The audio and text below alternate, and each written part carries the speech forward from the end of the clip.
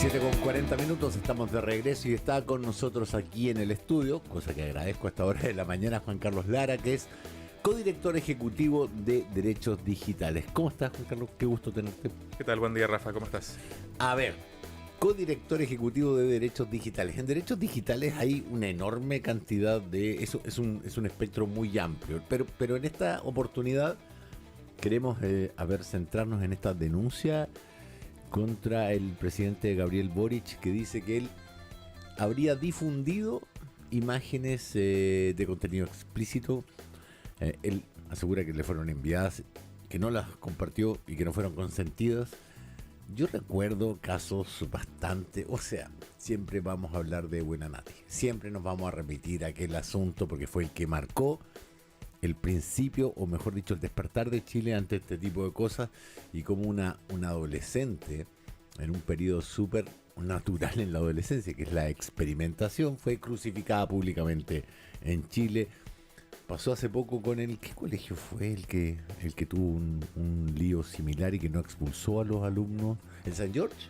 El St. George. Entonces, algo me dice que no, como que no hemos aprendido la lección, digámoslo así, o aprendido a comportarnos con esto. O sea, lo que tenemos aquí no es tanto una cuestión sobre lo digital como la lección que tenemos como sociedad respecto de cómo enfrentamos la experimentación, la sexualidad, las relaciones interpersonales. Y allí es donde intentamos quizás pensar que hay algo que controlar en la ley para ver cómo encauzamos la interacción social, pero no es nada de fácil. Y como vemos, aun cuando hayamos dejado atrás cosas hace 10 años, en algún momento van a volver. Ya. Y existe un proyecto de ley sobre esto. O sea, hay dos cosas. Hay primero una nueva ley desde el año 2024, que es la ley sobre violencia integral, que fuera publicada en junio de este año, después de alguna tramitación, que es una ley bastante extensa, que trata de distintos temas y que intenta también construir una mirada sobre el género que procura ser también constructiva y que además integra desde ese entonces un delito de difusión de imágenes no consentidas. No obstante, sí hay otro proyecto de ley, un proyecto de ley de violencia digital, que fue principalmente impulsado por la diputada Orsini y otros diputados desde el año 2019 o antes, que solamente ha tenido avance desde este año porque se reemplazó su articulado, se aprobó en la Cámara, pasó al Senado, y que tiene una serie un poco más larga de delitos que integran el acoso, el seguimiento y más. También pensando en que, si bien son delitos que puede enfrentar cualquier persona, tienden a afectar desproporcionadamente a mujeres. Sí, absolutamente. Cuando hablamos de acoso, 99.9% de los casos son mujeres. Ocurre que los hombres, esto es un dato que manejamos, pero que no podemos cuantificar. ¿Existe una cifra negra de hombres acosados que no denuncian nunca esto? Existe una cifra negra, y de hecho existe estudios y literatura en tal sentido, porque mucho se atribuye también esa cifra negra a qué es lo que por una parte nos ocurre, qué es lo que a una persona le llega de repente o la clase de mensajes que recibe, pero por otra parte cuánto de eso identificamos como una forma de acoso. Si vemos, por ejemplo, en cualquiera de los casos que hemos conocido este año, el del presidente no es el primero que conocemos públicamente. Si cada vez que encontramos una situación así pensamos aisladamente en un único mensaje, ese único mensaje no parece constitutivo de acoso. Sin embargo, cuando se trata de conductas que acompañan tanto los correos electrónicos, las llamadas, los seguimientos personales, los reencuentros físicos, esas son conductas que en conjunto pueden significar alguna forma de acoso o de hostigamiento. Ya, o sea que es la reiteración, la iteración, dirían los matemáticos, lo que genera la tipificación de acoso. Lo otro sería como... Perdón, no quiero analizar nada, pero lo otro sería un comentario desubicado. O sea, el problema allí, Rafa, es que cuando estamos hablando de hostigamiento y acoso, pueden ser comportamientos sociales, y lo entendemos así. Sin embargo, que eso sea legalmente una forma de acoso penalizable, eso es mucho más difícil. Porque el acoso, por ejemplo, en Chile está contemplado como acoso, como una forma de agresión en el contexto laboral, por ejemplo, en el contexto educativo, por ejemplo, pero no en el contexto social en general. Como el acoso sexual, como cualquier conjunto de conductas, es una de las cosas que puede estar cubierto por las hipótesis del proyecto de ley de la diputada Orsini, el que sigue avanzando ahora en el Senado. Sin embargo, todas esas otras hipótesis hoy en día no son delito, inclusive si se trata de ese conjunto, esa serie como sin parar de muchos correos electrónicos, de mucho lenguaje manipulador, de enviar imágenes, de enviar pantallazos o de lo que sea. Eso no es intrínsecamente delito por el hecho de ser una forma de hostigamiento. Y por eso es que, por una parte, la legislación puede estar al debe en tal sentido, pero por otra parte no podemos controlar legislativamente todas nuestras interacciones sociales para controlar nuestra moralidad, digamos, a través de la legislación y de las penas y de las sanciones del Estado. Sí, yo recuerdo la campaña contra contra los comentarios que le hacen los hombres a las mujeres, o que le hacían, preferiría pensar en esos términos, los hombres a las mujeres en la calle, y eran campañas comunicacionales, porque al final del día, penalizar a alguien porque desde un tercer piso le grita algo a una chica que va pasando, no solamente es ingenuo, iluso pensar que puedes penalizar a cualquier persona que grita algo desde un tercer piso, sino que además yo diría que es irrealizable, choca con el derecho a la libertad de expresión. Hay una enorme cantidad de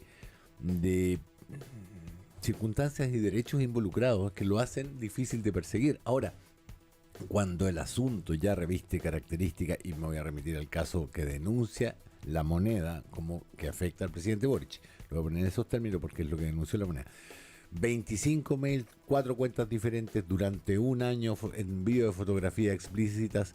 ¿Eso hoy día constituye un delito? O, tomando en cuenta que esto ya prescribió, pues fue hace más de 10 años, ¿constituiría un delito hoy si se hubiera ocurrido este mes? A ver, hay dos cosas. Lo primero, sobre el acoso callejero. Hay una ley sobre acoso callejero, porque a diferencia de lo que estamos hablando sobre este caso y de la denuncia desde La Moneda, ahí sí hay una actitud que puede ser agresiva en esa expresión de digamos, de piropo, o como fuera que se conociera antes de esa ley. Y eso ha servido en alguna medida para también sí, pues el metro calificar tiene una campaña, sí. Con esto. Entonces, y esas cosas van acompañadas, como sancionar, pero también educar, y también como intentar moldear el comportamiento de la población, no solamente a través de la sanción, sino también de la educación, de la interacción social, como de desnormalizar cosas que son reprochables. Y básicamente ir desmantelando el patriarcado como ladrillo por ladrillo. Pero por otra parte, en este caso, y pensando en esa conducta de hace 10 años, puede ser que en ese momento el propio presidente, cuando era todavía un practicante en búsqueda del título de abogado, puede ser que en ese momento no haya sido identificado como hostigamiento como forma alguna de acoso, salvo con decir: esta persona, pucha, me está mensajeando mucho, como no ve las señales, o lo que sea, da igual. Muchas personas pueden pasar por situaciones similares. Pero fue hace mucho tiempo. Y mencioné también que, o sea, dos cosas han aparecido como posibles fuentes de la investigación contra el presidente. Una es sobre acoso, que no es lo que ha dicho la Fiscalía, y lo otro es sobre posible difusión de imágenes íntimas, que sí es lo que ha dicho la Fiscalía. Ese delito, como mencioné, solamente es delito en Chile desde junio de este año. Hechos de hace 10 años, más allá de que no se hayan conocido, ya estarían fuera de esa cobertura penal.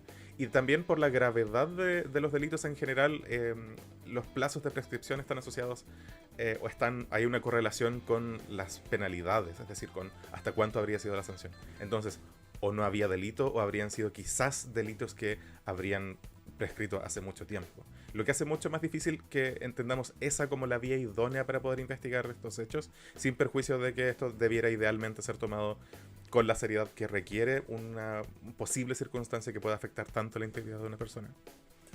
¿Cuándo entramos a hablar de extorsión en estos casos? Yo tengo tus imágenes y las difundo si se me da la gana. Sí, inclusive el delito de extorsión que está en el Código Penal chileno a propósito de las imágenes íntimas está pensado en las imágenes tomadas sin consentimiento. Es decir, no tanto así en la consideración de las imágenes que fueran consentidamente enviadas. Y esa es una de las cosas que nos está faltando. Ahora, la difusión misma, si está penada ahora, está asociado también un delito genérico de extorsión, es decir, de la amenaza de que la otra persona va a sufrir un mal constitutivo de delito. Es decir, se suman ahí como el delito de de eventual delito de difusión con el delito actual de amenaza, pero es una cosa un poco más genérica. Pero para esta circunstancia específica es una de las cosas en que no está pensándose específicamente en eso, salvo en la hipótesis de la imagen no consentida desde un inicio, la imagen tomada sin consentimiento, que no suele ser el caso en circunstancias en que se está enviando voluntariamente una imagen íntima o explícita. Recuerdo que se habló mucho en su momento del derecho al olvido. Básicamente, a ver, voy a poner el ejemplo más burdo que se me ocurre. En televisión en algún momento alguien llamó y dijo: dejen de poner esa imagen mía del 18 de septiembre porque ocurrió hace 15 años y todavía me molestan en la oficina o la ponen todos los años. Eso en internet se multiplica exponencialmente, digamos. Entonces, una persona tiene derecho a decir: a ver, cortémosla con que yo ponga mi nombre y lo primero que aparezca sea el día que estaba con resaca después del 18 de septiembre en una banca del Parque O'Higgins. En principio depende de muchos factores. No hay un derecho como irrestricto a que se elimine esa información, y de hecho los tribunales en Chile lo han visto un montón de veces. Usualmente vía recursos de protección que saquen tal cosa. Usualmente la gente no va contra Google, sino que va contra el diario, o va contra EMOL o la Wikipedia en algún momento también. Y sostenidamente los tribunales han dicho que no, primero que en Chile no hay regulado un derecho al olvido de forma expresa en ningún lado. Segundo, que esto puede efectivamente colisionar con la libertad de expresión, con la libertad de prensa, con las libertades informativas en general.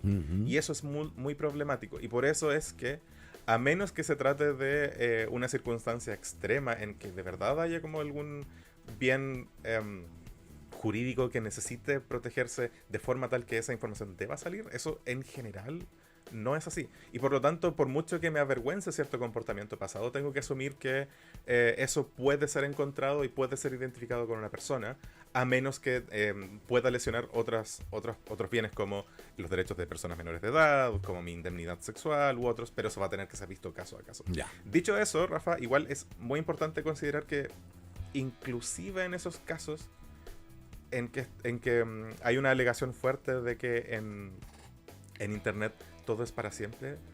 No. Estas cosas igualmente terminan, o sea, ni es para siempre ni es efímero. Sin embargo, tenemos que dejar que esta noción de que estas cosas van a quedar para siempre en internet disponibles, que también démosle tiempo, porque el olvido no puede ser ni forzado ni puede ser prohibido. Sí.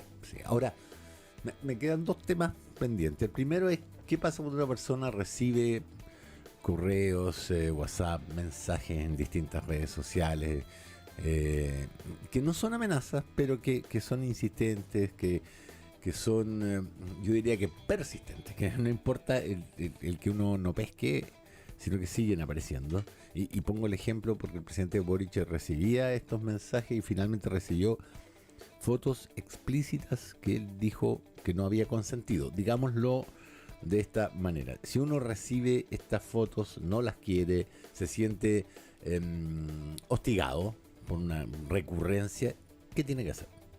Bueno, como hemos mencionado, aquí no hay necesariamente un problema de derecho penal. Sin embargo, una de las cosas que hemos visto anteriormente y donde parece haber habido una actitud un poquito más comprensiva de la afectación de derechos fundamentales, que es algo que a los derechos digitales nos importa en estos casos, por ejemplo, a través de otras vías cautelares. La vía cautelar estándar que se utiliza en Chile sobre cualquier afectación de derechos fundamentales es la acción o recurso de protección. Y no estoy diciendo que la gente tenga que recurrir de protección cada vez que empieza a recibir esta clase de cosas. Sin embargo, sí necesitamos entender que, a falta de herramientas jurídicas idóneas, sea a través de legislación o de medidas cautelares a través de los tribunales de justicia, para poder prevenir esta clase de conductas, o a falta de otras formas cautelares circunscritas, por ejemplo, al ámbito del trabajo, donde existen también medidas cautelares de derechos fundamentales, que podamos entender que hay otras herramientas que pueden servir, como por ejemplo la acción de protección. De nuevo, no es para incitar a la gente a hacer cosa tal, sino por el contrario, para instalar la discusión de que buena parte de las cosas que se discuten en el Congreso hace varios años necesitan ser reguladas ahora, y al mismo tiempo que eso necesita ser acompañado tanto de educación por parte de las autoridades, como también de un diálogo social más amplio respecto de qué clase de conductas son aceptables o no. Y a esto se suma también, por cierto, la utilización de las herramientas que presta cada plataforma. Si me están enviando cosas por Twitter, si me están enviando cosas por Instagram, también puedo denunciar a las personas y reportarlas dentro de esas plataformas. Tampoco tengo una necesidad de facilitar el acceso a mis comunicaciones de parte de personas en una forma que no deseo, no espero y no he solicitado. Y por eso utilizar esas herramientas también para excluir esa clase de comunicaciones de mi bandeja de entrada es una parte importante para empezar a reaccionar frente a esas conductas de acoso. Ya. Y lo último es, está lleno de cuentas falsas. En Chile está lleno de gente que tiene una cuenta normal y tiene otra para intimidar, ventilar datos, amenazar, hacer bullying. Me he visto en la situación de que publican mi dirección. El doxing. ¿Hay alguna manera de evitar esto? O sea, bueno, está siempre la capacidad de denunciar a la policía porque, tal como en el caso que hemos visto en el sur, puede ser que uno no tenga necesariamente como integrado el código penal en el cerebro para saber cuál es delito, falta o crimen o qué es. Pero sí la denuncia a la policía es útil respecto de cualquiera de estos actos ante la posibilidad de que pueda ser considerada una forma de amenaza. Si bien el doxing propiamente tal no está aún como una falta o como un delito en Chile, sí es necesario que entendamos que esta forma de vulneración de las personas a través de la difusión de su información sí es una circunstancia peligrosa. Y yo entiendo que le pasa especialmente a personas públicas, periodistas, políticos, gente del mundo empresarial, del espectáculo.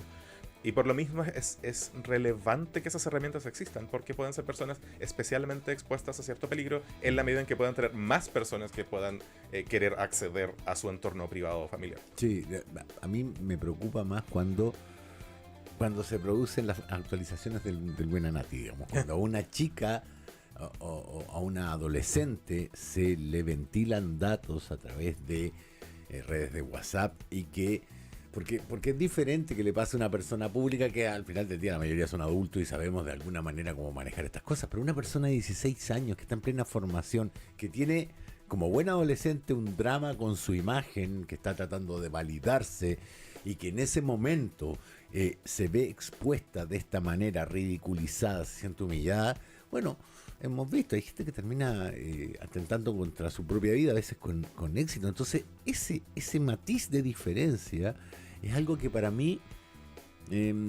debería motivarnos a hacer algo, pero se me escapa cómo legalmente se puede hacer eso. Sí, bueno, y eso es parte también de lo que está en discusión en el Congreso hoy, pero también es parte de las herramientas que necesitan las autoridades para ir tomando cartas en el sentido del acompañamiento y en el sentido también de la asesoría a las familias. Porque esto no se trata solamente de cómo castigamos a los culpables, sino también de hacernos cargo de las personas que han sido victimizadas por estas cosas.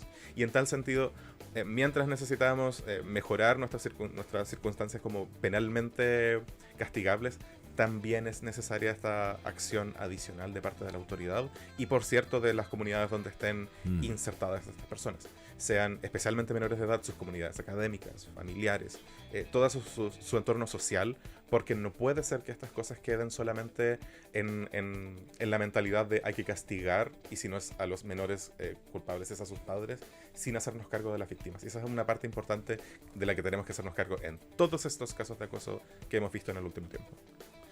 Don Juan Carlos Lara, codirector ejecutivo de Derechos Digitales, muchísimas gracias por el tiempo que nos ha dedicado, sobre todo a esta hora de la mañana. Muchas gracias. Muchas gracias.